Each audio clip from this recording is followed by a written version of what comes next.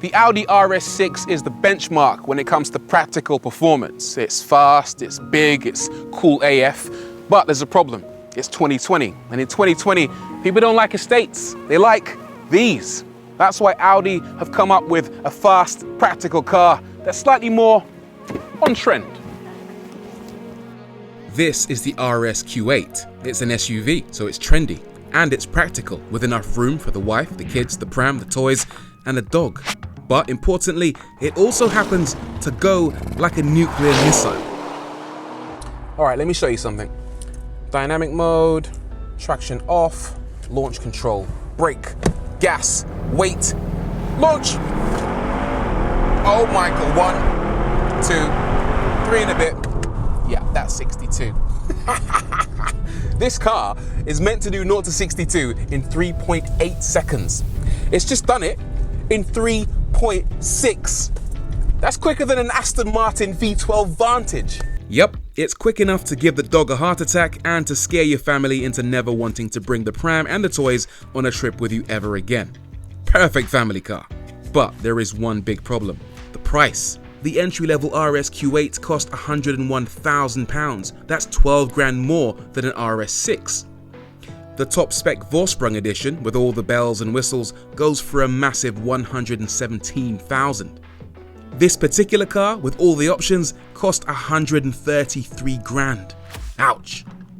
Now, I'm not saying it's not worth the money. What I am saying is that it might not look like it's worth the money. Just imagine pulling into a Tesco's car park and parking next to a basic BMW X5, Merc GLE, or even the entry-level Audi Q8.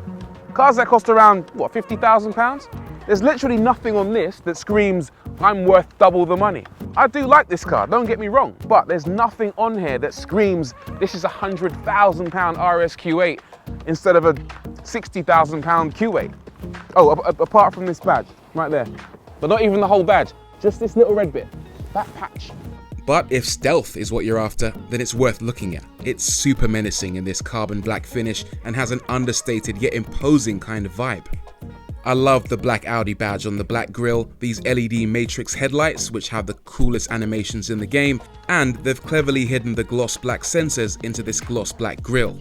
Along the side, there's loads going on. I love the general shape of the RSQ8, but highlights for me have got to be these wheels. As standard, this thing comes with 22-inch wheels, the biggest wheels Audi's ever fitted to a production car.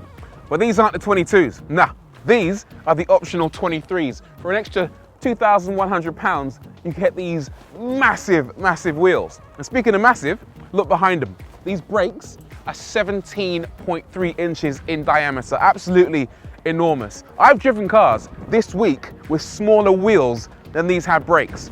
Apart from that, I love these doors, completely frameless, nice premium touch, and they're soft close, so you don't slam them, you just place them gently against the B-pillar and they shut, just like a Rolls Royce. Also, the way it swoops back, just like a coupe. One thing I don't like has got to be this little fake fence here. Audi, come on, why? You don't need it, you don't need it. But at least you have made up for that with these amazing, and they sound great as well, quad exhausts. Mwah. Boot. This is an SUV, so it's got to be big, but it's also a coupe SUV. So, drum roll please. Yeah, that's actually decent. Audi reckon that's 650 litres, so it's 40 litres bigger than you get in the RS6. That's really good. Imagine the size of the dog you could terrify in the back of that. Don't do that, by the way, that's a joke. In the back, it's pretty spacious and you can slide the seats back and forth. The seats also recline slightly, which can be useful. You get window blinds for extra privacy or to block out the sun, and although there's no rear seat entertainment in this model, no tablets, no wireless headphones, you can bring your own devices and store them in a variety of cubbies. Where it's a lot better is up front. Audi's interior game is on point. It looks fantastic. Not that practical, but it looks great. Let's start with these seats. They're very, very sporty. They're also comfortable, as well as being incredibly supportive, which again is important when you've got a car as fast as this. On top of that, you've got some Alcantara touches, Alcantara on the steering wheel, Alcantara on the shifter, on the armrest, as well as Alcantara on the door cards. Now, you're probably wondering why I'm wearing these gloves. Not because I'm cold, and it's not because of coronavirus, it's because this car is a fingerprint black hole. To control this car, you're gonna have to touch it because everything is controlled via touchscreens. This bottom one is for all your climate control and this top one is for everything else. And when you touch it, it is guaranteed to collect smudges. The same goes for the center console. It's finished in this glossy black material which just looks grubby all the time. If you're driving this car and you're a bit of a neat freak, then you're gonna wanna wear gloves or carry some kind of microfiber cloth. Maybe that's a little bit less weird. Now, practicality. You might think that because this is an SUV that it's going to be practical. It's not. You get this enormous center console and underneath you might think that there's a lot of storage space, but there's actually not. All you get is room for a mobile phone or maybe, I don't know, one glove. £100,000 for this SUV and there's literally not enough space for a family-sized bag of Haribo. It's outrageous. So, practicality is a mixed bag. The design is excellent and it's very expensive. But what's it like to drive? It's very good actually, very Audi. The steering's nice and light, it's easy to move this thing around town, the gearbox is really smooth. You haven't really got to think when you drive this car.